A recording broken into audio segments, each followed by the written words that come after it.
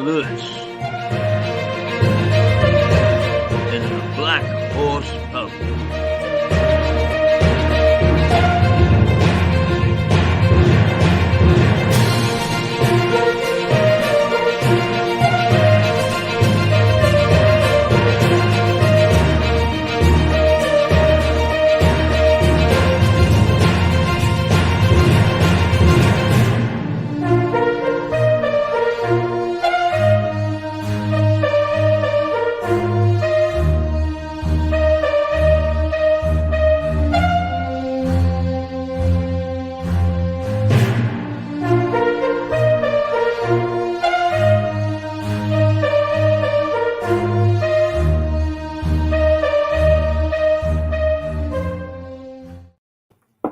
Well, here I am back again after joining Philip and Susie.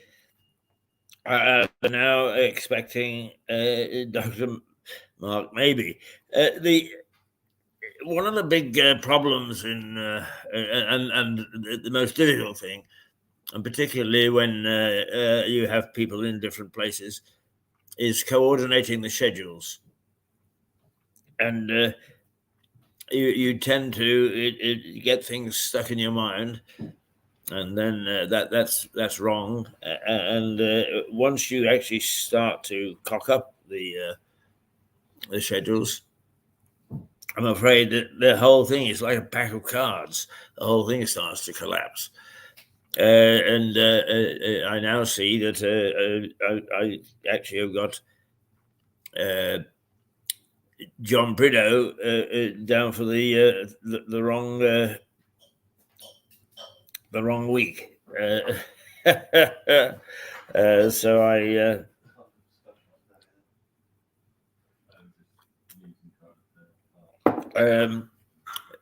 it's my fault.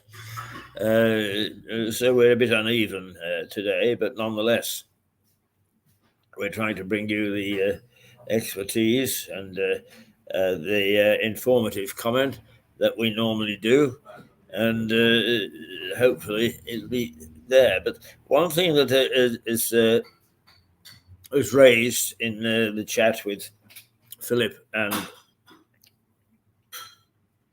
and Susie was this business of the hospitals and so on, the NHS relying so much upon computers, and our society has gone absolutely bloody computer mad. Why? Because we're in thrall to youth. Now, we must look after the young. We must nurture them. We must train them. We must give them experience. We must bring them along. We must give way to them. Yes, all those things are true. But what we're trying to do is to do it all within a very brief space of time, and it's all going wrong, just like scheduling does on television if something is wrong. I try to point out to authority, and they do not want to listen. I pointed this out to the former leader of the council and the Lib Dem candidate for MP locally. And it slides off their backs. Is we do not have a computer literate majority of residents. We will have, but you have to be born before 1997, which is when we first started to get computers into the mainstream of thinking. I open up now, and it says go to page 3 or whatever, and with for instructions, and immediately I enter a jungle of language. There is computer language, and I don't understand it. I have to tell you that our chief of staff here, Declan, has been very patient with me, but he does understand that I can only go so far with computers, and then I have to be led by the hand. And that is true of most people who are well over 50. And we still have a majority of people in the district of Lewis who are well over 50, who have to be led by the hand. Yes, we can use computers, we can tap in, we can do this, we can do that, but we can't, in the main, use the sophisticated stuff which is now being put in front of us. Oh, we can do this on computer and that on computer. Absolutely fantastic. But don't ask people who do not understand the language to use computers in the way that those younger people, people under 40, can use the language. Declan is, I think, just nudging 50 without giving away any secrets. He is fairly computer literate, but even he finds some problems in steering through. But if it hadn't been for him being here, we would have actually gone out of business, I think, as Mirador. So we're not only grateful, but also we understand that we need help. But the people at City Hall don't. The people at the Cottage Hospital don't. The people on the railways and the roads and the hospitals don't. They have no comprehension that they put before us a brand new language.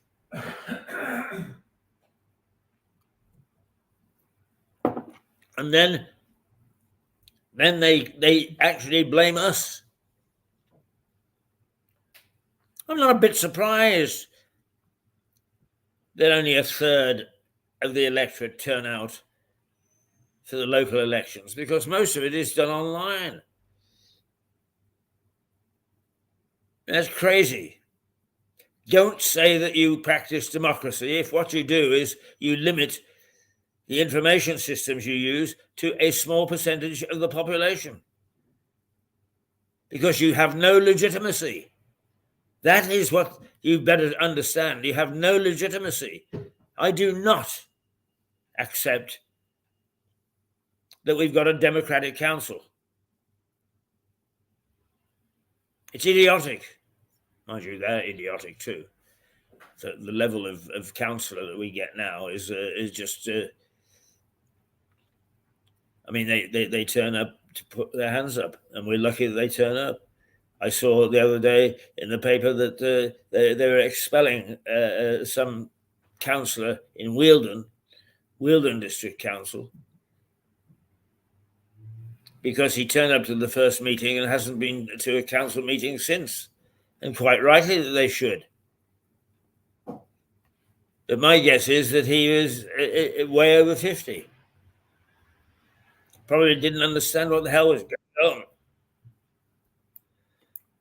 on. Now, here. Good morning, Mark. Good morning, Keith. How are you? I'm fine, thank you. How are you today?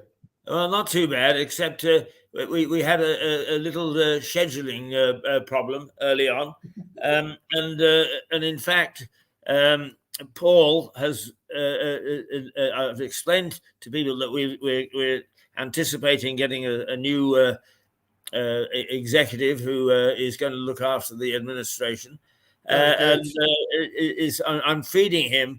Each time we hit a problem, I'm feeding him the problem, because it's easier then for him to understand what the hell's going on.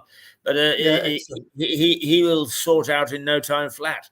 But for a period there, we had people. I was expecting people who weren't there, and then they were not expecting me when I was there. Yeah, I think Paul, Paul will make a massive difference. I think as the television programs have got more different and more people are joining, you only need one blip, don't you? And you lose someone for 30 minutes, and it throws the whole thing out of kilter for you. It's like a pack of cards. Down it goes. Yeah. Yes. And the worst too, I think there was one day, wasn't there? And in fact, I don't think I couldn't do it. And didn't you have to do nearly the whole? I had to do the whole thing. Yeah, we had three overnight cancellations. Ridiculous. Yeah, ridiculous. He's recognised that we need backup and so on. In fact, he's already spent considerable amount of time on it and made very, very sensible suggestions. We take it with a pinch of salt now, but it is quite a complex industry, and it needs a little bit of understanding. And he's dived in that regard. But hopefully, these sort of blips will not happen again. Not happen too often, but when they do, at least you get some sort of seamless sort of transition. So you're not left floundering, thinking who's going to come on now and who isn't going to come on. So I see you got your cup of coffee there, Keith, ready for the morning. Yes, indeed. The chief of staff has been looking after me, but I'm going to show you a photograph now of what our chief of staff has been up to. Oh, look at that! That's fabulous. There he is, holding the toad. The toad. Yes. Now there is a game that's played almost exclusively in Sussex. Gosh. Called Toads. Never heard of it. I know most people haven't, but in any pub in Sussex, you will find a toadstool. Toadstool. And the game of toads is they're metal discs, and all I can do is describe the receptacle as a sawn-off old desktop with the inkwell in the middle of it, and you pitch the disc to try and get it cleanly through the hole, and it's taken very seriously. And when is it? April, Declan? The 17th of April in Lewes Town Hall is the World Toad Championship. Wow. And there are dozens and dozens of teams that turn up. I mean, it's an incredible occasion. Amazing. I've never heard of it. But Monday night, the Black Horse won the local league championship, and there is Declan proudly holding the trophy. The trophy. Stars of the show. There we go. Well, absolutely. No one told me that, Keith. No one told me that. Well, listen, I'll tell you, there are two toadstools in the Black Horse. So when you arrive in Lewes, you can take your choice between the right-hand one or the left-hand one. They look slightly different, so you can choose on beauty. You can run a beauty contest. Well, I brought you a bit of innovation in that I found last week, which comes in the form of this little box, which dates back to about 1817, 1880, 1885, and it was my great-grandfather's, and he was on board ship. And when you open it, there's this inside it. And when you open this up further, there's this little thing, which looks like a napkin ring, but actually when you pull it up,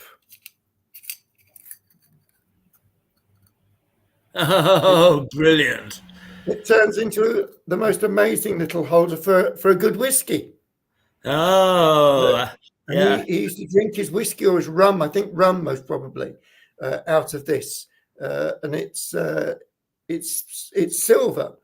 But I thought, what I don't know, we always talk here, don't we, about how fantastic things are now. What we disposed of everything and everything, but this was disposable, but used every time. And I think he used it for about 50 years. And I must admit now I carry it in my briefcase when I'm going around, so that I can put my whiskey in it.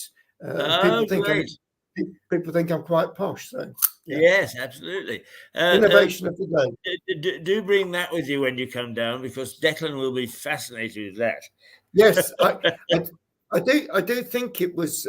I did a bit of research, and they were designed as drinking vessels for to start off with for the Navy when the guys wanted to have their rum, rather than drinking out of a mug or a cup. Some guy came away with this concertina structure. And it's really clever. And it does it. What's amazing, Keith, when you pull it up, it doesn't actually leak. So it's quite amazing that it doesn't, that you'd think it would leak, wouldn't you, really? Yes. Can you hold it up just a bit higher? I just get it. So the concertina is down like that. It's amazing. And when it's pulled up like that, it's totally waterproof inside. Wow. So, yeah. Fantastic. Yeah, I thought it was I'll bring it when I come down. I'll bring it to show Declan, because I think it's. I haven't seen many others around. So I thought as we always talk about innovation, and yes, everyone says everything's disposable, and I guess in the real world it might not be as hygienic as possible, but I did think it's a wonderful thing about you can really recycle with it and just pop it down like that. Yeah. Do you know something? It's funny, isn't it? Hygiene, I have reservations about. I mean, I don't mean to say that I don't think they should be hygienic, but once again, a bit like computers, is we overdo it. Yeah. I remember the head nurse in an operating room once telling me that infection takes hold in operating rooms rather more than it does elsewhere, because they are too clean. Yeah. Exactly. Too hygienic. Yeah. So there is no natural resistance to the germs. And I think that's true in life.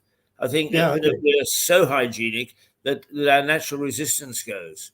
Yeah. Well, my nan used to make us eat a pinch of dirt every week.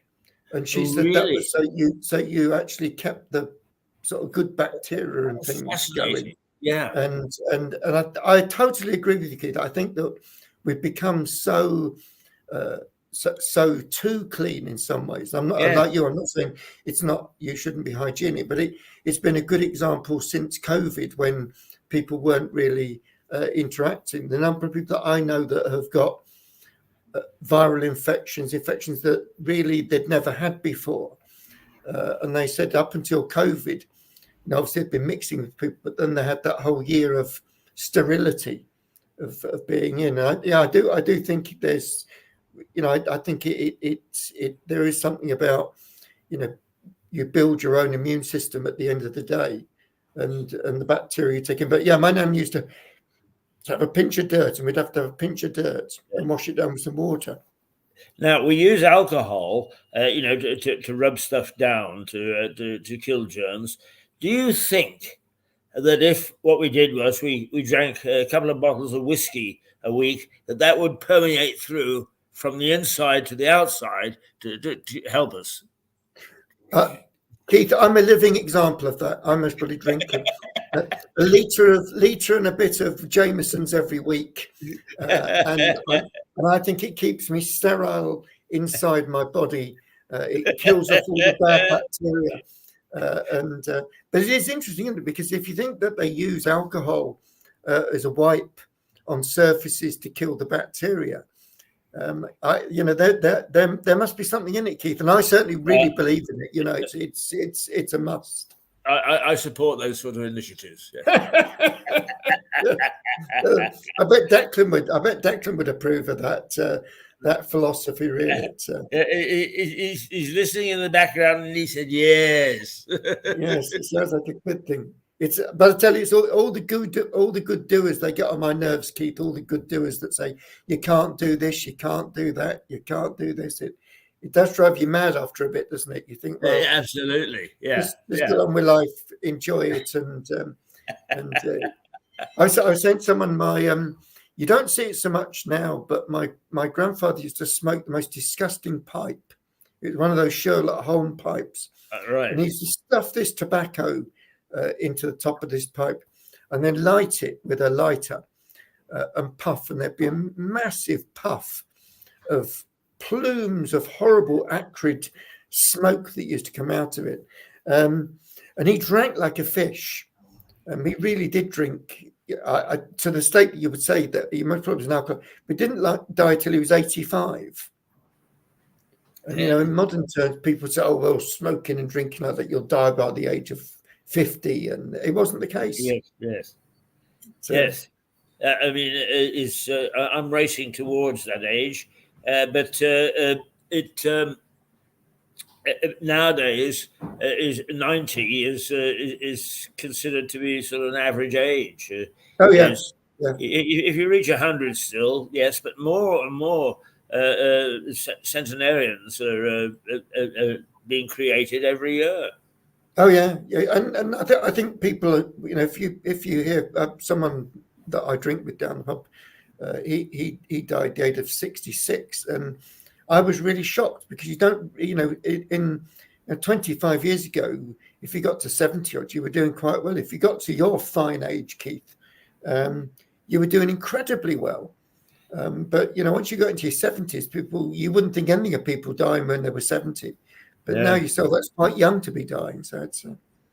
Actually, I'm not sure whether I told you this the other day when we were having that wide-ranging discussion, Mark. But one of our good friends in Lewis, way back in the 90s, was a lady who she died at 98. God bless her. She didn't quite make the centenary, but she was an incredible lady. But she was born with a silver spoon in her mouth, and she was showing us some photographs one day of going across the States by train. And I said, Heather, did you ever fly anywhere in those days? Oh, yes, my dear, she said. My husband kept his plane on the front lawn. We put on our little leather caps. We went up and looked at the railway lines to see where to go. Yeah, it's fantastic, isn't it? It really, and that, I guess all that goes also back to this whole, we talk about hygiene, then you talk about health and safety, and everyone's so cautious now. Yes, doing anything, and a friend of mine, he's a chef, and their Sunday is always really busy, and he texted me last night saying, I'm at home, and there was some electrical fault in the kitchen, and they shut the whole kitchen down. Oh God, yeah. Just an electrical fault, and they shut the kitchen totally. And it's a big pub, and it's just, I think it's just health and safety gone mad, isn't it? Really, it's just they do they become excessive, but I think that it's the administrative mind. If we can possibly find some regulations, we will. Yeah, 100%. Yeah, absolutely. It's sort of gone. I think a bit like you said with. I'm more for hygiene, and I do think that I look, and I've got 4 cats, and I'm quite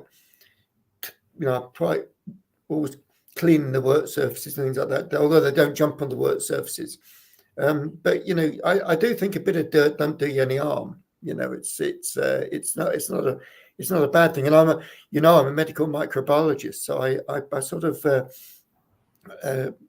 Shouldn't be saying these things, I guess, but I do really believe in it. Well, we need to step outside the box from time to time. Yeah, I think you've got. I think you've got to really, and it's. No, I think that I find that if I get an infection or something in my finger or something, I just use good old salt and hot water.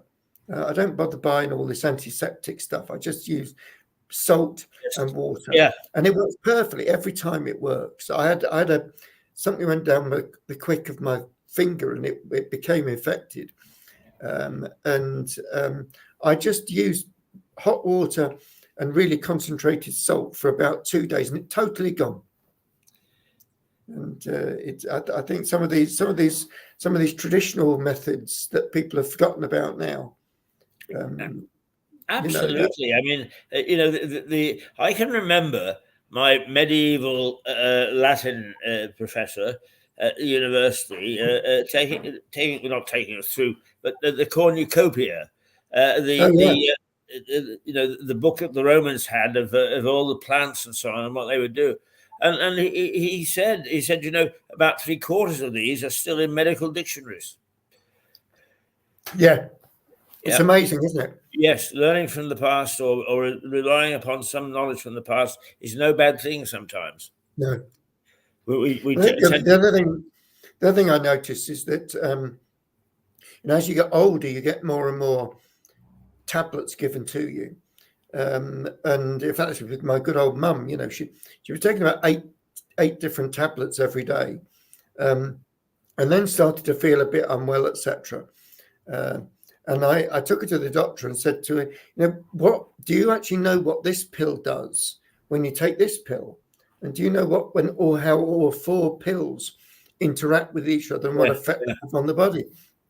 And he said, no. And they cut the tablets out of my mum and then reintroduced them slowly. And actually all this dizziness and things went. Yes, I agree. I think that a couple of the tablets that I take they're not reacting properly together. But we were having a go in the program prior to this with Phil and Susie, and getting to see a doctor now to discuss these things is almost impossible. Yeah. And actually, the Times this morning on the front page, one of its headline, its headline story, its headline picture is the boat, the ship that hit the bridge in Baltimore. Oh yeah. But its headline story is just 1 in 4 say the NHS is working. Yeah. And a lot of the criticism and dissatisfaction is with the GP. Yeah. On the basis that you can't get to see one. No. Well, I've got a friend of mine, and his wife's not been very well for about 3 weeks now. And she's had a blood test and had a urine sample. And then he said to her, right, well, you better go and have another blood test. And I think you better have an X-ray, and you better have a body scan. So the earliest that he can get the next blood test of all things is the 5th of April. So she's got obviously some sort of infection because she can't get up. She's very tired, and you think, and she's mid-70s, and you think, you should be able to go for a blood test the following day. Yeah, absolutely. But one time you go, the nurse would take your blood. A couple of days later, you get the results. But talking about yet another week, so that would take it to nearly 5 weeks. And then they said the body scan up at the hospital could be 6 months. Yes, I know. And they said she could be dead. She'll be dead by then. If it carries on the way it is. It is crazy. And the thing is, this latest system has delayed things. It hasn't speeded things up. No, I agree. I mean, the argument for these systems is it'll make things faster. No, it hasn't. No, it hasn't. Well, I don't know what's like where you are, Keith, but here you have to ring up at 8 o'clock in the morning to get an appointment for the day. and as soon as you got on the phone, they say you're number 197 Yeah, in the queue. exactly. Yeah, And you think, exactly. oh my God. And then you get to it, and then they say, sorry, all the appointments have been taken up. Yeah. And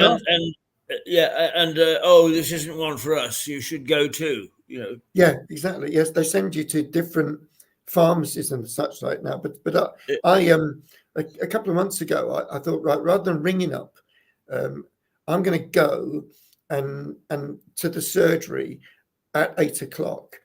And do you know, they would not give me an appointment. They said, you've got to ring, even though I was standing there at the kiosk. And I said to the lady, can I make an appointment to see the this was just see the nurse to have my prostat injection. Takes about 30 seconds to have the prostat injection into your stomach, and I have it once every 3 months. And she said to me, what you need to do in future is sort of ring up and plan an appointment at least a week in advance. Well, it's fine if you know that you're going to have the injection, which I do, but if you're not well, you can't predict, oh, well, next week, Keith, I'm not going to be too well, so can I book an appointment for 11 o'clock next Friday? Yeah. Bloody But ridiculous. even if you phone up a week ahead, you still become 84th in the queue. Yeah, exactly. Yes, it's sort of, I certainly know I've got one of these now big GP practices where you don't ever know that, I knew my doctor very well. He retired. And it's now one of these I think you've talked about this before. It's not one of these multi-practices. Very good, beautifully set up. But you never get to say the same person. No, so they spend the first 5 minutes reading your notes through. And because they don't know you and they don't know your history, you have to go through it. And that wastes time because you perhaps spend 10 minutes of their valuable time explaining to them what's happened in the past year. Whereas the GP that you knew would know, say, hello, Mark, sit down. Yes, I know that. But you'd be in and out within 5 minutes. So I think you're right. I think it's sort of gone backwards rather than forwards. Yes. I mean, I had a long chat. I went down to his house, actually, and sat in his garden with him to our former head of practice here in Lewis. And he said, I'm sorry, I cannot put my weight behind this new system. He said to me and a lot of people in my experience and age is seeing people and knowing them and knowing something about them is part of the medical process. He said, with this, what you do is you look at a screen and it pops up and it tells a doctor who has never seen you, never will see you, never has anything to do with you, is what's wrong with you. And from that, they have to make a diagnosis. And he said it's just not satisfactory. No. And I think I'm talking about, that was the same with the doctor, in the village my mum lives. It's a lovely little village. Had the traditional sort of doctor, I think he was there for 30 years. And the village has grown in size and it was all too big for him. But he retired and there's now 3 doctors there. And the 3 doctors doing the same job that he did. Yeah. But because he knew everybody, I mean, he was the one that instigated this thought in my mind because I knew him really well. I used to go there. And he'd sort of, because he knew your history, he didn't have to ask you, do you get dizzy spells or have you ever had this in the past? Because he knew you so well that he just said, oh, this isn't like you at all. I think we need to do this. I think we need to do that. Come back and see me in 2 days. And, you book your appointment as you left the surgery for 2 days later at 9:45. You wouldn't do all this messing about on the bloody phone. You're number 190 in the queue and all this. It's just bonkers. It's madness. No, absolutely. But I pointed out to in my chat earlier that it's not just the medical profession. I mean, local government are awful. You say, I can't find out anything from you. I'll phone up to get some information. Look at our webpage. Well, there are in Lewis district, there are 100,000 voters, and over 50% of them are over 50 years of age. Yeah. Now, you know, people forget, oh, computers have always been with us. No, they haven't. No. And Windows didn't come onto the market until 1997. Yeah. Exactly. You know, that means that over half of the residents here aren't computer literate in the true sense of the word. But oh no, what we're doing is we're passing on this information, important information, to you via a system that you simply do not quite understand. Yeah. You know, No, I totally agree. and then they expect us to think that politicians have got something about them. Yeah. I mean, politicians are just as bad with surveys as nobody trusts them anymore. No, I agree. I'm a go drinking down at my local Wetherspoons, and the average age in Wetherspoons is 60 plus, mainly because it's cheap. You go down to Wetherspoons, you can get a cup of coffee. It's £1.45p, free refills. So consequently, it gets full of people who have retired, and I'm one of them. I retired, and I go down there 2 or 3 times a week, see the same people, and we said exactly the same as that, Keith. But there are about 40 people in the pub, and I was talking to someone, and he's a really great guy. He's very bumptious, and he just stood up and he said, "Excuse me, ladies and gentlemen," and it all went dead quiet. He said, "Will you put your hands up if you're competent in using a computer, or you can use your smartphone effectively?" And not one single person put their hand up. Yeah. And all the people, and it just proved the point that you have to do everything online now, apply for things online, and it's just for, as you say, for probably 50% of the population, it's cutting them out. Yeah, because all these surveys that come through, that if they're online, I just don't do them. Even my doctor's surgery send something through every time you go, fill it in, satisfaction, and I can't even do it. So I don't do it. So they don't get my feedback. Exactly the same. Exactly the same. And I know an awful lot of people that say the same thing.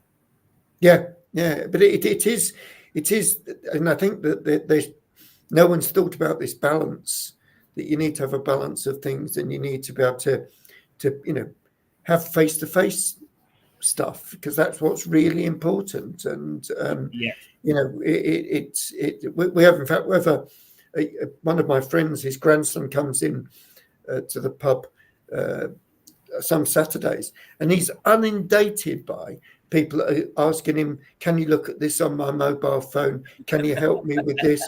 And he's a little whiz, and he does it.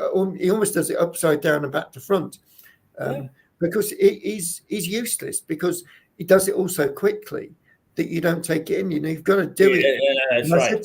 You need him to do it, not to teach you. Yeah. I was saying to him, he was showing me something, and he whizzed through it. And I said, "I didn't follow any of that, Alex." I said, "Just go through it really slowly, step by step." Yeah. And he did, and I did understand it. But but for a lot of people, they don't want to do it. No. And why should they? It's interesting that this sort of new generation of computerization, AI, it can do wonderful things. But even now, there's a lot of people that would say that they're computer literate, are having to be steered. They can't use the thing. I mean, I've looked at it and I've tried to use it, and the most I can do is really use it as a dictaphone, and that's about the size of it. But I did actually find out about its weaknesses. I did a little story on Horatio Bottomley. I don't know whether you know who Horatio Bottomley is. Well, he is the great swindler of the late 1800s, early 1900s. He made a fortune and he made it out of basically cheating people, not least of which was with a magazine called John Bull. I'm sure you've heard of that. Yeah. But also, he founded the Financial Times. Fantastic. But I wanted. I mean, I'm fascinated by him because he lived no more than 5 miles from Lewis. Right. In a little place called Upper Dicker. And he had a mansion, which is now a private school. He had private stables. He had his own train station built, and so on and so forth. He was an absolute character, and he was an MP. And when his first swindling case came, he had to step down as an MP, and the Speaker was known to say, "We will miss your wit and your wonderful eloquence." And so I was like, he's been carted off to jail. But I actually put through. I wrote a little bit and put it through one of these things, which is we'll put video over for you. Yeah. And they had Horatio Bottomley, a true British swindler, making a speech from the White House. He's dressed in sort of a multicolored shirt and modern stuff, and so yeah, it doesn't recognize anything to do with age. No, I think it's it sounds good. I must admit, Keith, I haven't used it, to be honest with you, and in fact, it is becoming an issue in education as well, with where people are, they can get these things to write an assignment for you. So they just put in the key. They literally put in what the assignment is, and this thing comes up with all the with the whole assignment written. But yeah, talking to swindlers, my cousin rang me over the weekend, and is over in the States, and it is totally unbelievable to think that after all the things that Trump's going through, that he might be the next president. And my cousin was saying he actually believes, although he's not a Trumpite, he says he actually will get in, Mark. He actually will get in, and he will win. Yeah. I firmly believe that as well. I mean, they say a week is a long time in politics, and maybe something will happen that will totally devastate him. But at the moment, he is the rest of the political establishment are so poor that he's looking like the hero. Yeah, it's unbelievable when you think of all the, the law suites that are going through at the moment, and the cases of him paying off these ladies, etc. And in bygone times that would have been head off, wouldn't it? Yeah, absolutely. He would have. He would have. Well, I mean, like Horatio Bottomley was disgraced. Get me out of this house, sort of thing, and and actually, the interesting thing about Horatio Bottomley was when he came out of prison, because he was so colourful, and people really saw him in many ways as a Trump, because he was so colourful. A lot of people still supported him, even though he'd been swindling everybody. But time passed. I think he went away for 7 years, and he tried going onto the music hall stage. To relive part of his life and some of his colourful things, and people didn't want to know. No, it's interesting, isn't it? It's just it is, but it is unbelievable. You wouldn't, you couldn't write Donald Trump if you wanted to. All the things that he's done, and like you, I do honestly believe that he'll get back in the next president of the United States.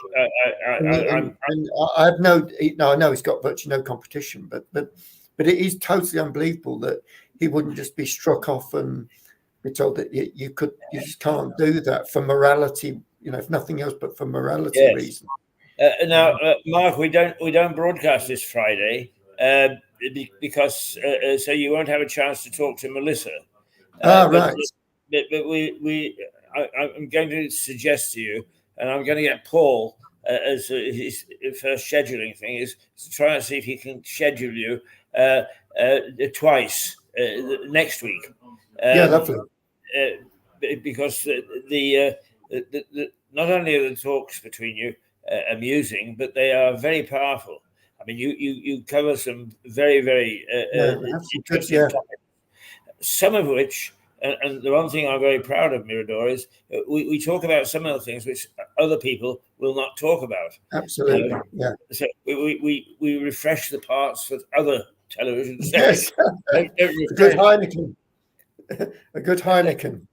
Absolutely. Yeah, no, I think last week, Keith, we were talking about prostate cancer. Yeah. And I think I'm always interested to look at the similarities and differences between the US and here. And we had a very interesting discussion the week before that with Melissa about pensions. And I learned loads about the US system. I had no idea about that. I'm sure viewers be really interested in here to hear the differences between the two. And I think that, we all speak a common language. But actually, there are a whole set of systems that are very different between the two countries, some of which are very good, some of which are not so. But I don't think that Paul realizes what we're pitching him into. No, I don't think he does. I mean, first of all, I want him to introduce that health program with you and I. We can bring in Melissa or other guests. In fact, yes. I've also got him looking at phone in. But we've got to be careful we don't hit him with too much too soon. Yeah. But that health program is a very important one. Speaking of which, is also you mentioned one of your younger associates, and that we introduced a program called The Apprentice. I'm going to ask Paul to talk to you about that, because he can find out when you think that this young man may be ready. He may be ready immediately, in which case we can have a program slotted in called The Apprentice. But those are the sort of things which A, I'm not very good at, and B, they're time consuming with trivia when we've got bigger fish to fry, as it were. Yeah. Well, I met an interesting guy a few months ago called Adam Corby, and he actually was on The Apprentice, and this is about 4 years ago now, and he's made a really interesting profession out of sort of public speaking and going and talking to school kids, and he runs these enterprise days in schools, getting young people thinking about starting up their own business, being entrepreneurial, etc. He's one of these people that's the best self-advocate you could ever have in a million years. But he's a very he's got footage, obviously, of him being fired by Alan Sugar.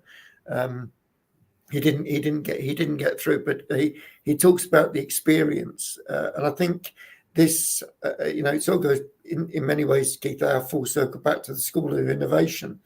That getting young people thinking in an entrepreneurial sort of way, getting people who have been made redundant, might be in their 40s and 50s, they've got brilliant experience. Instead of just saying, right, they're on the scrap heap, put them on universal credit or whatever, why not say to them, well, let's put them onto an enterprise program, let's see how many people can set their own business up.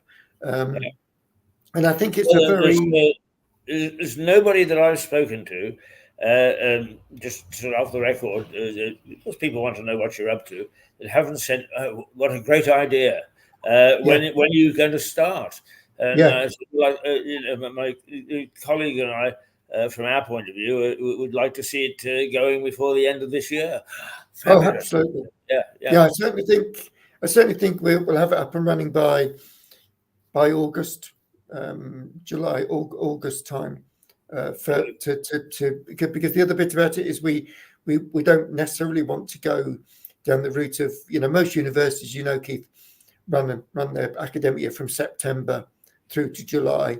very traditional sort of ways to do it. Yeah. And that also doesn't fit in with people's lifestyles. People, I think it might not be convenient for someone to start in September. They might want to start in January, or they might want to start in May.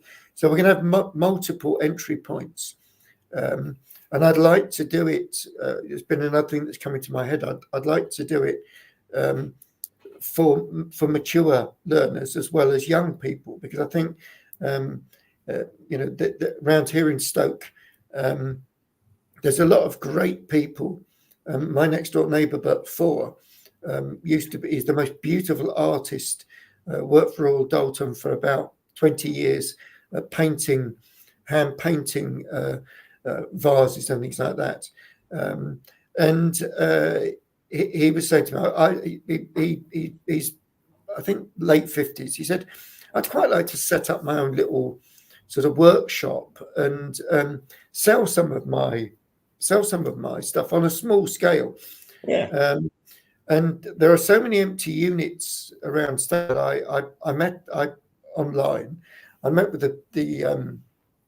the leader of the council and said to her, look, why don't you get a couple of units that you've done up, and why don't you just let people free of charge go in there and set up their own little businesses?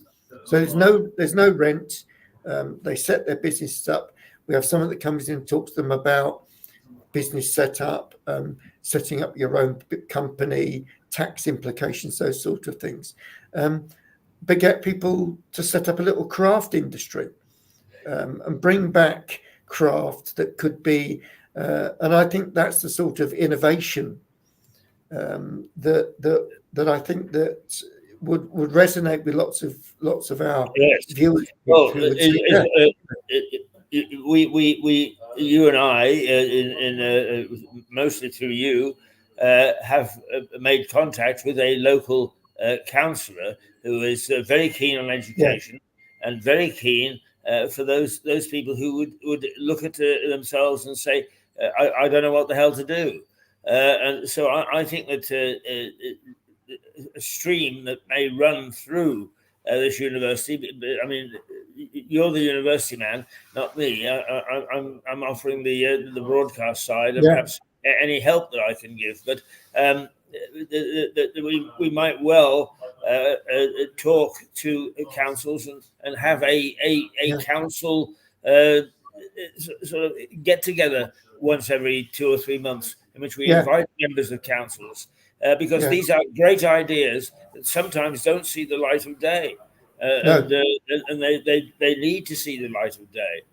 I mean, I don't think there's anything like that in Lewis at all. No, I thought it's crying out for because we've got a lot of entrepreneurs of that sort.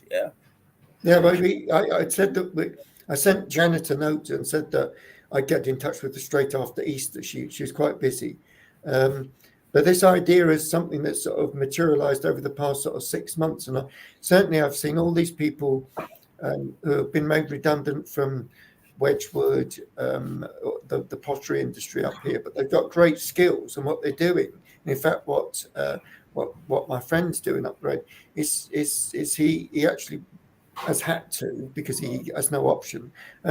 He pushes trolleys around in Asda, but he's so talented that it seems who's in his 50s that could work for another 10, 12 years, maybe longer. Is pushing trolleys. Not that there's anything wrong with pushing trolleys in Asda, but his skill set. So I think that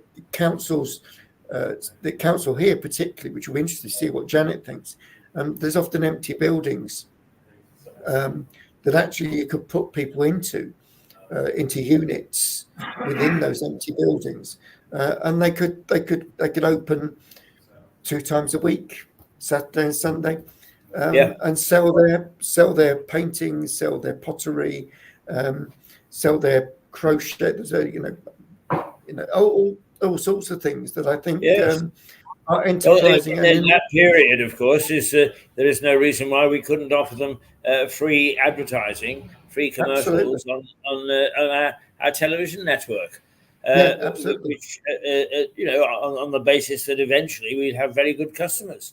No, absolutely. And some of this work that I'll try and get a couple of bits and for next Wednesday to show you and the viewers of what my friend does, painting.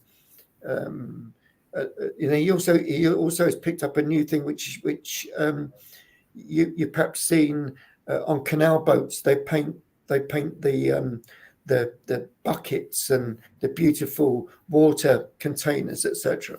And he's been doing some of that as well, and they're absolute beautiful works of art, and the sort of thing that the sort of thing you put in your garden and grow plants out of, and it's just the most beautiful. Or you could put into a box outside your window ledge. But there's so many innovative things that people could do, and you don't need to be 20 to do it. You can be 50 and still do it. But it might be something interesting that something I want to talk to Janet about, and then perhaps something that we can bring. Perhaps if Janet was kind enough and had enough time, something we could bring on to Mirador after Easter, Keith, to expand a bit further. Well, the man who is going to be in charge of scheduling is well known to you, so absolutely. I think I can get Uncle Paul to do it, as we're going to call him. Yes. If anybody can do it, if anyone can do it, Paul can do it. Yeah, absolutely.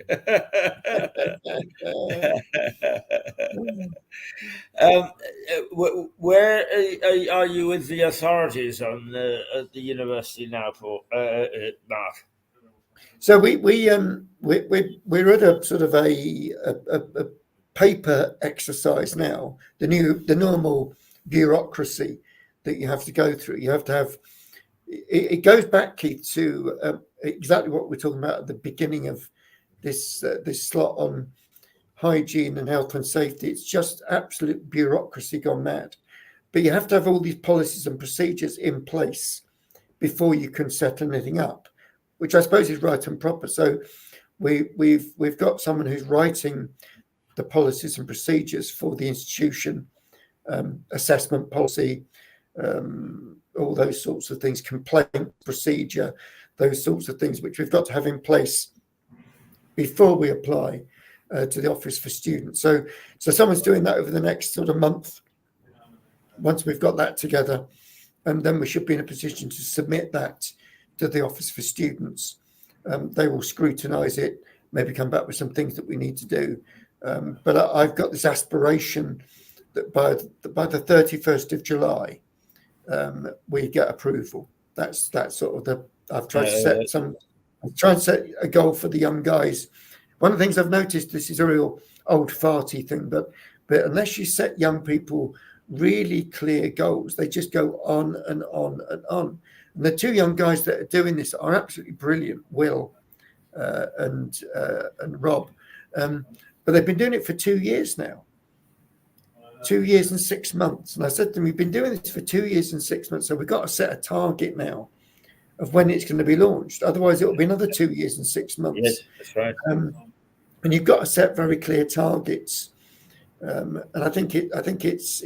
I've said 31st July, Office Students approval, and a launch then in August. Right. With the idea that we'd be ready then in traditional terms for a September start. Well, I in the bits and pieces that I do when I'm what my late wife would have said was my ciphering. In other words, I write things down about 20 times, and then I look at my initial thoughts and my final thoughts. To see what is common and what is workable. But one of the things that I've started to do in my ciphering is to use the term a teaching studio, because I'm always impressed with the fact that hospitals use the word a teaching hospital. And I think that even though Mirador will be and remain a television service, because it will be teaching and using its facilities to teach people who are interested in media, is a teaching studio. If we have a network associated with the university, of teaching studios is it may well focus people on thinking about looking at media as a career. It's a wonderful idea. Yeah, I think it's a perfect example, Keith, of exactly what the School of Innovation is all about, and that is about doing things in the workplace. As you say, teaching hospitals are about in fact they've started up at Keele University close to me. They've opened up a veterinary school there with another college called Harper Adams College, which is out at Shropshire, within it. We've had a discussion before. They've opened up a sort of veterinary surgery for the public. I've forgotten it. It's called Garden Gate surgery, but actually it's manned or womaned or personed, and by students. And they have one vet, fully qualified vet, on all the time. It's open 24/7. They don't charge any consultation fee. The students do the consultation. They say what they think it is, and then the vet comes in, and the vet very quickly says, "Yep, you're right," or "No, you're not." And they're not charging any consultation fee, whereas most vets charge £40 or £50. But that's another good example of a teaching vet hospital. I think it's one of the first in the country to open up a practice. But you can take your cat along with your dog. But I think the idea of a teaching studio is a brilliant idea, I think, Keith. Yes. Well, I mean, if we're going to be innovation as the key word is, then we've got to come up with new ideas, haven't we? Yeah, you can't just sit still. But I think what will happen, Keith, is that once we get going, it'll be like a snowball. Lots of different things will come out of it. Yes. And certainly, the other bit that's been buzzing around is that lots of organisations are really having trouble finding qualified engineers these days, particularly automotive. A friend of mine runs a little garage, and he can't get he can't even get an apprentice engineer. And he was only saying to me a couple of weeks ago, he said, when he's 68, and he said, I've got to retire. He said, my knees are giving up, my hips giving up, so I just can't do. But he said, but there's no one to pass it on to. Yeah. Literally nobody. And he's run it for 40 years. I've been doing my car for 30 something odd years. So I think that your idea of a teaching studio, there could be a teaching garage. It could be, yes. And that whole concept of teaching studio, teaching hospital, teaching veterinary surgery, you could do it in a range of different disciplines, but it would be very different and innovative. So, yeah, I think great ideas. Yeah, I mean, coordination is not an easy thing. That is the worst part. Putting stuff into practice is relatively simple. Getting people together so that they're working in harmony is not so easy. And it may well be that one of the things that will come out of this is if, for instance, we get somebody to be the coordinator of the teaching studios, is that he wouldn't necessarily be a television person. He would be a coordinating person who could coordinate then garages or engineering or vets or whatever. I mean, these are very, very good ideas that are coming out. Yeah. And then, in universities, Keith, I'm sure you've come across it. They have roles, a post called a registrar, and the registrar is a purely administrative role. It's normally very senior, so it's part of the senior management team, and the registrar would have a team around them of assistant registrars, but they would have the same strengths that we've seen in Poole. I don't have. I'm useless at administration. I hate doing it. I'm useless at administration. I'm not very well organised. Normally. But these registrar type are like Paul. They're very organised. They're very, they do everything in a very clear system. And I think you've got to surround yourself with people that are very strong at doing things that you can't do. And I'm always the first person saying there are things I can do and things I'm absolutely useless at. And I'm useless at admin. I'm not very good at completing things. So I'm good at ideas, getting things going, but actually completing things and tying them up at the end. I need someone to do that for me. And a registrar is really like Paul's role. Would come in, would set all the systems up, would make sure everything happens on time, in time. When things go wrong, would be behind the scenes, making sure it all runs smoothly. And so I think I see Paul's role at Mirador, sort of as the registrar of Mirador, who will make sure everything runs smoothly. But you need that level of expertise. You're totally right, and I don't have that, Keith. I'm like you. I think you and I are very similar. That's why we get on so well. That we're innovators. We're really good at what we do. That's well, I think we together we came up with some great ideas in Notting Hill. That they stayed at the idea stage because we didn't have a chief who understood what was required. Keith, can I just nip back because time's just coming to my head. I was clearing some things at my mum's house over the weekend, and I found 2 publications. Do you remember something that you produced called The Gate? Yes. Do you remember The Gate? Well, I found two. I found the first copy of it and another one. So what I want to do, Keith, is give you those 2 because it's really great. It's really professional. For viewers, Keith was at Notting Hill Gate with me, and he led our journalism program. Yes. Keith and I, much to the absolute disgust of the owner, decided that what we're going to do is we're going to put like a newsletter together, but something really interesting. So Keith kicked it off. He did a really interesting bit on the history of Notting Hill, and we did something on the local pub, the Prince Albert, and the first one that Keith produced is 20 pages long, and he got contributions from the students. We've got pictures. So I'll gather them together, Keith, and they're great archive material.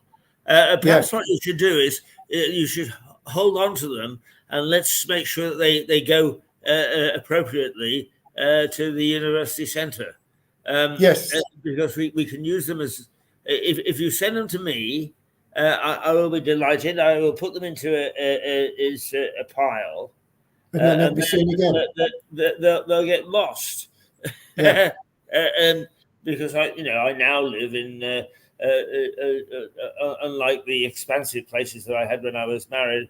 Now that I'm a widower, I'm in a much smaller place, and things tend to go into boxes and so on, just for space reasons. I am delighted you got those because I thought that they were quite good. We've done them, but I'd forgotten all about them, Keith, and I'm a bit like you. I kept very little stuff. I tend to throw it away. But my mum, it's taken us months and months to clear because she kept everything. And I went through and I found these 2 publications of The Gate, and I thought, oh my days, that was back in 2013. Was it really that long ago? 2013, 2014 when we produced those.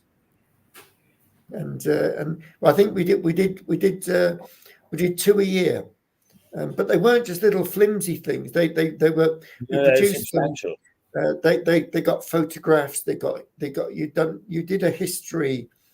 You did a historical bit in it. We got the students to do. There was a young lady called Zara. Do you remember her? Yes, I do. Zara. Can't think of a surname. Actually, she is a good example for the University of Innovation because she opened up her own a yoga studio, Wow. Yeah. and exercise stuff. And for the longest time, I used to get her promotional stuff. I haven't received Wow. any recently, but that's probably because of new computers, not because she stopped doing it. But yes, I mean there were lots of good things that came out that will be lost and forgotten if we don't actually Yeah. save them. And I think that there was some, because it was a relatively small organisation. Is there are lots of good things that we've learned and can apply. Yeah. As you said, We it was actually good. almost got a television station started in the basement. Do you remember? Yeah. Yes, we did in that ground Yeah, floor yeah, area. Yeah. It was, but it was, in its time, Keith, and even now, it was innovation. But it just shows that you've got to have someone at the top that will let you do it. And yes. and the guy, he was a lovely guy, but he didn't have any great innovation himself, and he wasn't willing for you and I to fly, was he? No, He no. liked to keep us in our box with the lid on. And although I'm not quite sure how many of those editions of the Gate we produced, but I found two. So I'll keep hold of those, and I'll I'll just bring them along next Wednesday for you to. I'll just hold them up for you to have a little look at, Oh, good. Yes, excellent, excellent. so we Yes. can see them. So excellent. Well, we've been going for an hour, believe it or not. Good grief, Kit! It's gone that Doesn't quickly. time fly? Yeah. Amazing. Yeah. It's now quarter to 11. Yes, quarter to 11. And Yep. I think you've got things to do, and we don't want to overdo it with our No, viewers. absolutely. So Because we, we won't be on Friday, but we'll see you next but I Wednesday. should speak to Paul and ask him to contact you and try to schedule you and Melissa next week for Brilliant. two sessions. Brilliant. That'd be absolutely super. Great, Keith. Have a lovely weekend. And you too. Happy Easter to everyone and to your good self. And to you. Okay, Mark Mabey, an exciting and innovative professor who has identified perhaps the deficiencies in our educational system that bridges the gap between people learning and applying their learning. And one time, Britain had an apprenticeship scheme that was the envy of the world. And although not trying to replicate that, is using it as a basis with two young men who have also recognized it and said we want to do something about it. They've raised quite a lot of money and they've done things. It will come to pass, and that's very exciting. And Mirador and Lewis will be part of it. So we are not asleep at the switch. Mirador is trying to bring things to our community, and let's hope that they all do happen. That's it for today. Tomorrow, we're going to have hopefully Harry Atherton back and Philip, and we will also have the irrepressible John Henty, who, for some reason, the Gremlins have interfered with his program 2 or 3 times now. Hopefully, we'll have a gremlin-free day, and we've been free of gremlins, except for that one day when John Henty is on. Why, I have no idea. Anyway, John, is the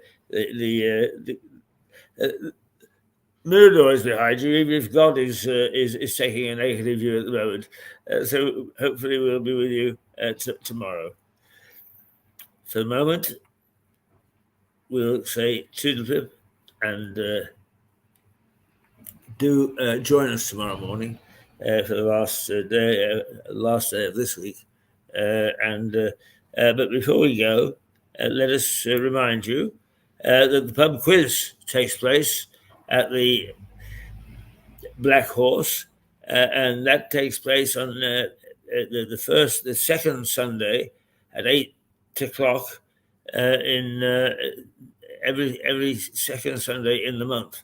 The next one is April the 14th here. The Chief of Staff is there right at my elbow, reminding me about all these things. So you must remember that. Uninterrupted, the great Sunday lunch that you can get here at the Black Horse is terrific. I